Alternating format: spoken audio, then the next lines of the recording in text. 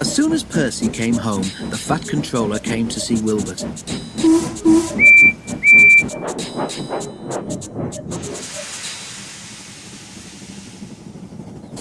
"You've done well so far," the Fat Controller told him, "apart from drinking all that milk." Wilbert looked abashed. "I'm sorry, sir," he said. "It's all right, Wilbert," smiled the Fat Controller. "A mistake any engine could make. But now Percy is back, you can go to help on Duck's branch line." Wilbert puffed away. Percy and the others were sorry to see him go.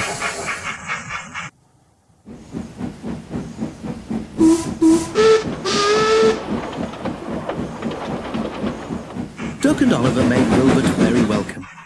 Duck let him travel in front of his next train so that he could see what the line was like. Wilbert enjoyed this, but found running beside the sea very different from the sheltered valley in Gloucestershire. Next day he began regular work. During the afternoon he took some ballast wagons to the loading dock beside the small railway.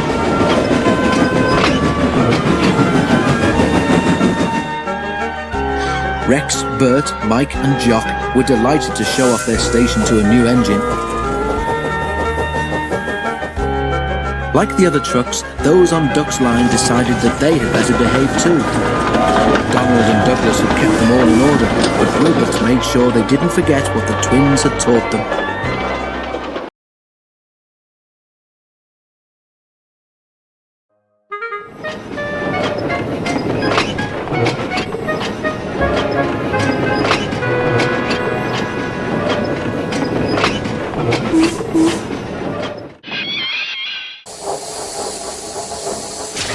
One day, Wilbert was at the ballast loader. As he tried to pull some full trucks away, there was a loud crack and he shot suddenly backwards.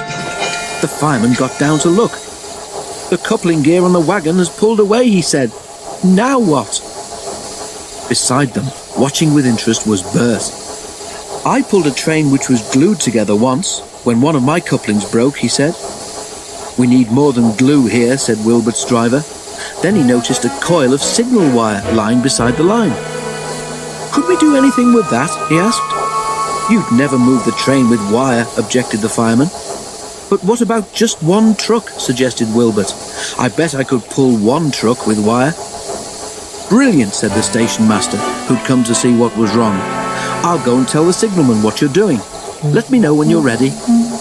The fireman wound the wire around the truck's buffer beam, leaving long loops.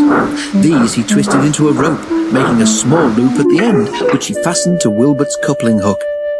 A shunter uncoupled the front truck from the rest, and at last everything was ready. "Right, Wilbert," said his driver, "gently now."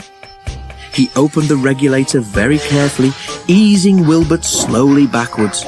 The wire tightened, stretched, and held. Slowly, the truck followed Wilbert out of the siding, and he could then push it into another, out of the way. Then he went back to his ballast train. This time there was no trouble, and he reached the big station late but safely.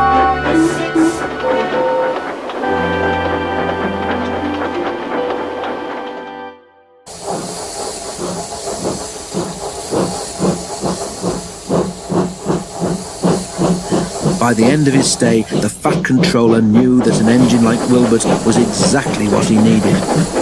"I am delighted, Wilbert," said the Fat Controller. "Please take our best wishes to your friends in the Forest of Dean. We hope your line there will be as successful as your work here." Thomas, Percy, Toby and Daisy came to the junction to see Wilbert off and whistled cheerfully as he passed. "Beep, beep," called Wilbert. "I've had a wonderful time, but I'm looking forward to getting home. Goodbye, and thank you." And with a whistle, he rounded the curve and disappeared into the tunnel.